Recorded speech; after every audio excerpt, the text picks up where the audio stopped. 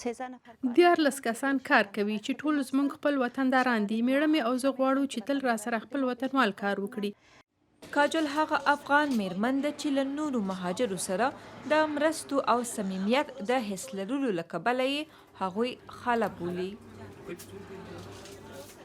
دغه میرمن چې کلونه وړاندې یې له خپل میړه او 3 ماشومانو سره افغانستان پرېښود، پر دې نه پوهېدله چې یوه ورځ به پر دې وتوانیږي چې د خپل هیواد له مهاجرو سره مرسته وکړي. په یوه نوي هیواد کې د ژوندانه لومړنۍ ورځې د هغې لپاره دومره اسانه نه وې.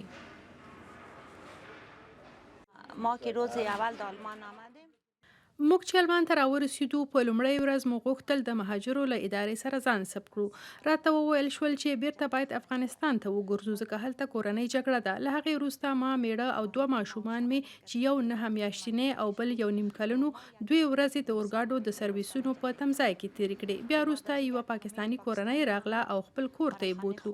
زموږ ماشومانو ته یې کالي ورکړل. موږ بیا نور خپلوان پیدا کړل، خپل ځان مو ثبت کړ او دلته راغلو. د آلمان د کار په بازار کې د پناه غوښتونکو د ادغام یو لوی خنډ پر آلماني ژبه سم تسلط نه لرل ګڼل کیږي. کاجول د دوکانداري ترڅنګ هغو مهاجرو ته چې تازه آلمان ته راغلي وي او غواړي د آلماني ژبې کورس او یا کار پیدا کړي هم مشورې ورکوي او د امکان تر حده له هغوی سره مرسته کوي. د وصال ودان 2 کاله کیږي چې آلمان ته راغلی دی، اوس یې کار موندلی دی.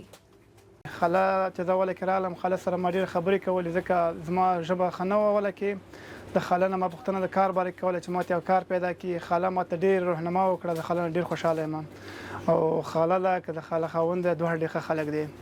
د مهاجرت ستونزې د کاجول د پرمختګ خنډ نه دي ګرځېدلي. هغه اوس 3 دوکانونه لري او پر دې سربیره چې په خپله او میړه هم په دغو دوکانونو کې کار کوي، یو شمیر نورو افغانو مهاجرو ته یې هم د کار زمینه برابره کړې ده. له موږ سره 14 خپل وطنداران دي چې زموږ په مغازو کې کار کوي. ښځې هم پکې شته ځکه دلته نر او ښځه فرق نه کوي. نارینه او ځوانان هم شته چې ټول 12 یا 14 کسان دي چې له موږ سره کار کوي. تقریبا 12-13 نفر کار میکنن، وطندارای خود ما هستن. کاجول وایي چې د خپل کاروبار تر پیلولو دمخه یې په آلمان کې 10 کاله رسمي کار هم کړی دی، خو له 2015 میلادي کال راهیسې له خپل میړه سره یې په ګډه 2 دوکانونه پرانیستل. تازه اوس یو نانوایی پرانیستی دی. این نانوایی را ما 11 روز شده تسلیم شدیم. 11 ورځې کېږي چې دا نانوایی موږ ته را تسلیم شوی دی. زموږ ډېرو وطندارانو به زموږ په دوکانونو کې د ډوډۍ پوښتنه کوله. په اصل کې دا د یوه ترک نانوایی و چې غوښتل یې ویې پلوري او زما د میړه دوستانو نو موږ دا راونیو او وطني نانوایی مې پکې جوړ کړ. تر اوسه یوازې دلته ډوډۍ پخیږي او غواړو چې دلته شیرین کباب هم تیار کړو. آلمانی داریم و چیزای ترک داریم، اما حالا میخوایم که شیرینی پزی هم اینجا جور کنیم. د ګل آغا صفي په آلمان کې 3 کاله کیږي او له 2 اونیو راهیسې له کاجول سره کار کوي. تر دې دمخه صافی د دوکان له مشتریانو څخه و، خو اوس پکښې کار کوي. زه دوکان ته تلم راتلم، دلته ماما او خاله سره اشنا شوم. نو مغزه چا خبره سره اشنا شو، دې کار ته شروع کړله.